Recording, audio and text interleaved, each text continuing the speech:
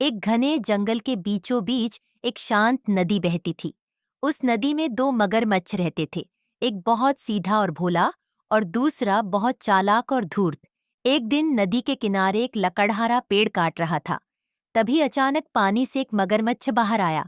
लकड़हारा डर गया, लेकिन मगरमच्छ ने धीरे से कहा, डरो मत, मैं तुम्हें नुकसान नहीं पहुंचाऊंगा।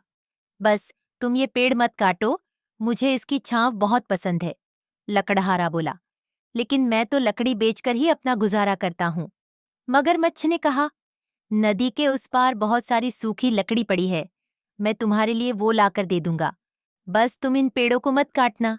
लकड़हारे ने सोचा और उसकी बात मान ली। अगले दिन जब वह वापस आया तो वहां सच में लकड़ियों का ढेर पड़ा था। धीरे धीरे हर दिन मगरमच्छ लकड़ी लाने लगा और दोनों में गहरी दोस्ती हो गई। एक दिन मगरमच्छ ने अपने दोस्त से लकड़हारे की मुलाकात करवाई। दूसरा मगरमच्छ बहुत चालाक था। जैसे ही उसने लकड़हारे को देखा, उसके मन में लालच आ गया। उसने पहले मगरमच्छ से कहा, तुम बहुत भोले हो, इंसानों पर भरोसा करना गलत है, किसी दिन ये तुम्हें धोखा देगा। इससे पहले कि वो तुम्हें नुकसान पहुंचाए, क्यों न हम ही इसे खा लें। धीरे धीरे वह अपनी बातों से भोले मगरमच्छ को बहका देता है। अगले दिन मगरमच्छ लकड़हारे के पास गया और बोला, नदी के उस पार अब लकड़ी खत्म हो गई है, तुम मेरी पीठ पर बैठ जाओ, मैं तुम्हें वहां ले चलता हूँ। लकड़हारा उस पर भरोसा करके उसकी पीठ पर बैठ गया।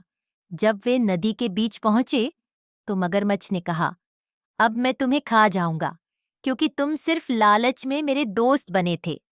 लकड़हारा यह सुनकर घबरा गया, लेकिन उसने हिम्मत नहीं हारी।